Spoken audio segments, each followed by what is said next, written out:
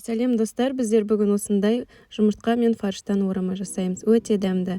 Видеоны толықтай көрмес бұрын менің каналыма тіркеліп, лайк басып, және видеоларды жоғалтып алмас үшін қоңырауды басып кетіңіз.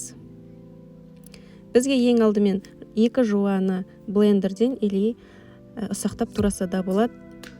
Ешқандай айырмашылығы жоқ, ал морковьті үлкен үкіштен өткізсеңіз де болады. Ұсақтап аламыз осылай. Одан кейін сиыр фаршының үстіне куриный фаршымыз салып, ұсақталған жуамыз бен морковьімізді саламыз. Сүтте бұқтырылған нанымызды, ол міндетті түрде. Және бір жұмыртқамызды. Бір шай қасық немесе жарты ас қасық тұз бұрышымызды саламыз. Ұсақтап туралған аскөкті салып, жақсылап тұрып араластырамыз. Бәрін біркелкі массаға айналдырып аламыз. Мінекей осылай фаршымыз дайын болды. Енді осы фаршты осындай нан пісіретін қалыпты алсаңыз да болады, силиконовый қалыпты алсаңыз болады. Қалыптың ішіне фольганы жақсылап орналастырамыз осылай. Фаршымызды саламыз, тегістейміз, жаямыз қолымызбен. Оның үстіне осындай 4 піскен жұмыртқамызды осылай дәл осылай рет-ретімен қойып шығамыз.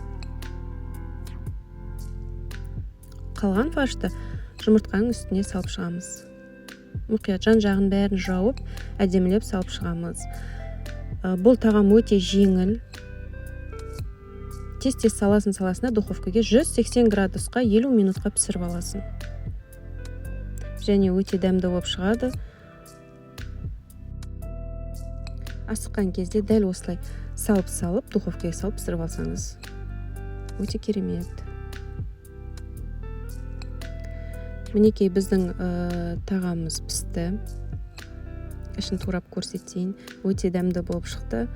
Әсіресе балдарға ішінде жұмыртқасымен болғасын өте қызықты болды.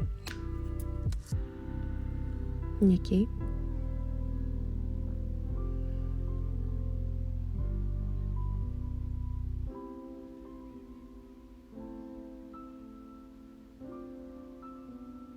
Міндетті түрде жасап көріңіздер. Мен сіздерден қолдау күтемін.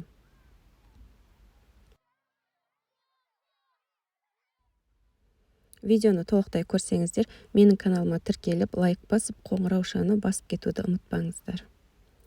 Мен осылай күрішпен, гарнирге және подливымен ұсындым. Сіздер өз қалауларыңызша ұсынсаңыздар болады. Сіздермен болған Ақмарал, астарыңыз дәмді болсын.